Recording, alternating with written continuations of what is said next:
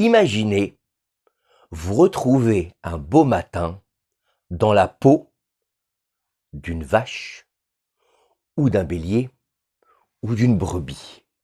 Quelle serait votre réaction? Est-ce que vous pensez que vous serez bien, vous serez content d'être une brebis, de paître dans un troupeau, de vous retrouver à côté de vaches? Non, je pense pas. Et on peut se demander, mais pourquoi je vous pose cette question? Avez-vous une idée? Pourquoi est-ce que je vous pose cette question? Parce qu'en fait, la paracha de la semaine, elle va nous dire que il faut aller faire un sacrifice. On rentre dans le 3e livre de la Torah, le livre de Vaïkra, le livre des sacrifices, comme on l'appelle, le livre où tout le service sacrificiel va être détaillé, non seulement pour les Kohanim, pour les Lévi'im, mais aussi pour les Israël, tous les différents korban. Alors, les gens pensent que c'est quoi un korban? C'est d'aller au temple avec sa vache ou son mouton ou sa brebis et de donner le korban et de dire voilà, ça y est, j'ai fait amendement de ce que j'ai fait de mal, ou bien des fautes que j'ai fait, ou bien de ce que j'ai dit. C'est pas grave, ça y est, c'est fini, j'ai emmené une tourterelle. Allez. Non. La Torah nous dit que l'homme, il doit emmener un sacrifice. Et nos sages nous expliquent qu'il doit s'emmener en sacrifice. Ça veut dire quoi? Est-ce qu'on doit aller se couper la tête? Est-ce qu'on doit être un sacrifice nous-mêmes? Oui. Mais pas au sens propre du terme. Ça veut dire que il faut tout simplement penser que la bête qu'on a emmenée, qu'est-ce qu'elle a fait, elle, la pauvre? Elle a rien fait. Elle était là en train de se balader tranquillement dans son troupeau, et on va la prendre, on va l'amener au temple, et là-bas, ils vont la prendre, ils vont lui faire la shrita, ils vont la dépecer, ils vont la couper en morceaux, et ils vont la brûler. Pourquoi? Adam, qui akriv mikem, un homme, il doit lui-même penser que ce qu'on fait à la bête, c'est à lui qu'on aurait dû le faire. Mais Dieu, dans sa miséricorde et dans sa clémence, il a accepté qu'on va utiliser des animaux pour se faire pardonner. Ça veut dire qu'en fait, la bête en soi n'a rien fait, mais elle est une capara pour l'homme. Elle est là pour montrer à l'homme, regarde bien, tu vois, aujourd'hui, tu as amené une bête, mais c'est toi qui méritais d'être sur l'autel des sacrifices. Mais comme Dieu ne veut pas de sacrifice d'homme, au contraire, il n'est pas comme tout ces divinités qu'il y avait à l'époque où on disait, vous voulez avoir de la parnassa? Vous voulez avoir de la réussite dans toutes vos affaires? Vous savez quoi? Prenez votre fils le premier et vous l'amenez à Molaire. C'est quoi Molaire? Vous le prenez, vous le jetez dans le feu dans une idole. Chas veshalom. Il n'y a pas de ça chez nous. Et c'est pour ça que le service sacrificiel et le livre de Vaïkra, le 3e livre, va nous expliquer correctement comment ne pas ressembler aux autres nations du monde. Comment nous-mêmes devenir des sacrifices. Un sacrifice, c'est korban. Ça vient du mot lekarev. Ça vient de se rapprocher. Ça veut dire quoi? Ça veut dire que le but d'emmener un sacrifice, c'est pas simplement de tuer. C'est de comprendre qu'il est temps maintenant d'arrêter nos bêtises et de se raccrocher d'Akadosh Baruch Hu. Et grâce au sacrifice, on a en moyen non seulement de se sauver, mais aussi il y a les services sacrificiels du peuple qu'on va par exemple, quand on a dit amener le Machatzit HaShekel pour pouvoir récolter de l'argent pour les sacrifices publics.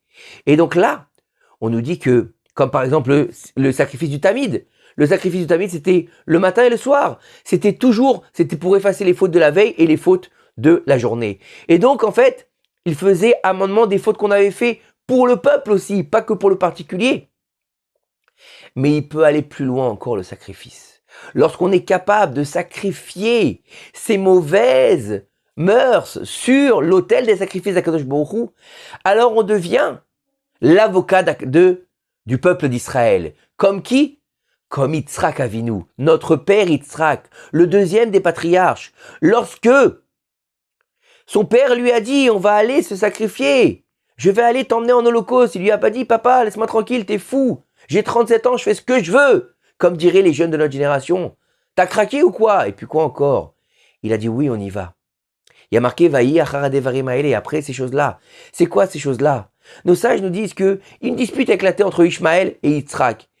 Ishmaël, il a dit à Yitzhak, je suis plus fort que toi, moi. Je suis plus balèze que toi, moi. Je suis plus sain que toi. Pourquoi? Parce que moi j'ai fait la Brit Mila à 13 ans, alors que toi tu l'as fait à 8 jours. Moi j'aurais pu dire à mon père, laisse-moi tranquille, ça va pas la tête avec ta Brit Mila. Mais je l'ai faite. Alors que toi t'avais rien à dire, t'avais 8 jours. Et là, Yitzhak lui a dit, moi, si Dieu il me demande de me sacrifier entièrement, je le ferai moi-même. Après ces paroles-là, Dieu il a demandé à Abraham de prendre son fils et de l'amener en sacrifice sur la montagne. Et regardez, lorsque Yitzhak Avinu s'est donné en sacrifice, il n'avait pas l'intention, Dieu, de le faire mourir.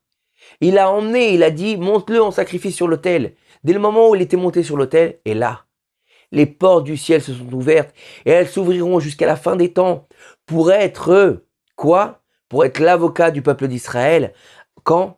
Au moment où Dieu juge le monde, le jour de Rosh Hashanah et à Yom Kippour. La Kedat Yitzhak. La Kedat Yitzhak, c'est le fer de lance du peuple d'Israël. Grâce au sacrifice d'Yitzhak qui a laissé ses mesures et ses mœurs pour le peuple d'Israël, alors il sera l'avocat du peuple d'Israël. Mais, on va dire, vous allez me dire, mais Yitzhak Avinu, c'est un tzaddik.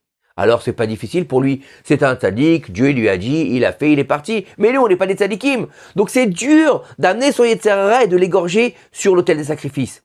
Oui, effectivement, c'est très dur. Mais n'oubliez pas une chose. Si les Avot Akdoshim, ils sont devenus les Avot, c'est parce que justement, ils ont réussi à transcender leur être et à faire l'inverse de ce qu'ils étaient. Abraham Avinu, qui était chesed, qui était la bonté, même, qu'est-ce qu'il a dû faire? Il a dû emmener son fils en sacrifice, imaginez.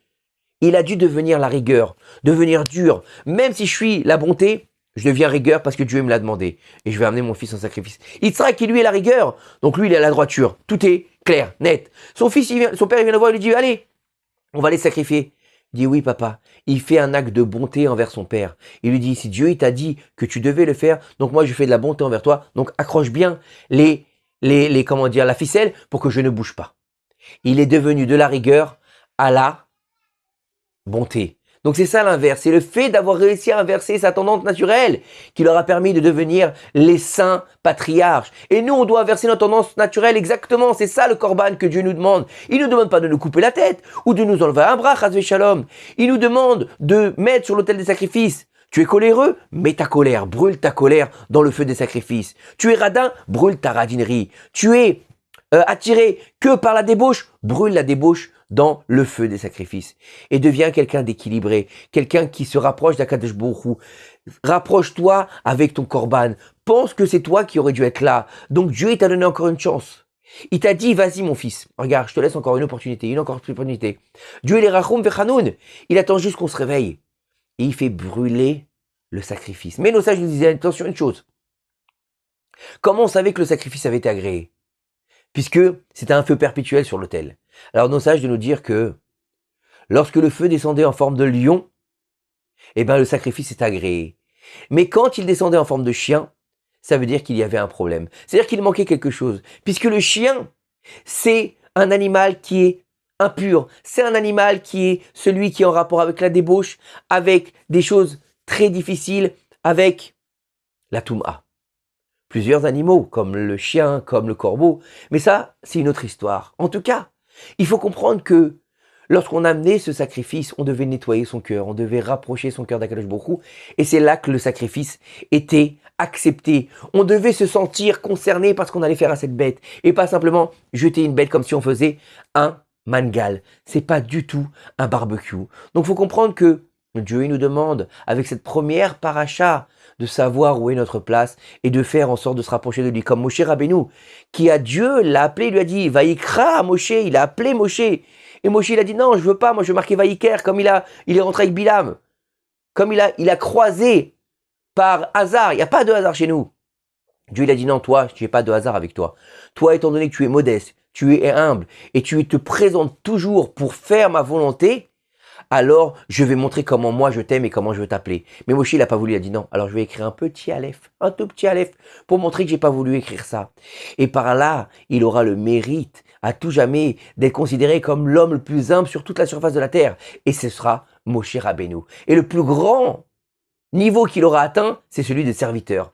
C'est-à-dire que le plus grand niveau dans la Torah, c'est pas beau gosse, c'est pas chef, c'est pas patron, c'est serviteur d'Hachem. C'est le plus grand niveau. Et quand on arrive à être un serviteur d'Hachem, on fait que la Torah, elle s'appelle un autre nom. Torat Moshe Avdi. La Torah de Moshe, mon serviteur. Ça veut dire qu'on devient éternel. Si on fait ce que Dieu nous demande et qu'on se rapproche de lui par le sacrifice, on deviendra éternel et on restera gravé pour l'éternité. Que ces quelques paroles de Torah nous aident à faire venir le Mashiach. Bimera Bemenu. Amen. Kineratson Shabbat Shalom ou Mevorach.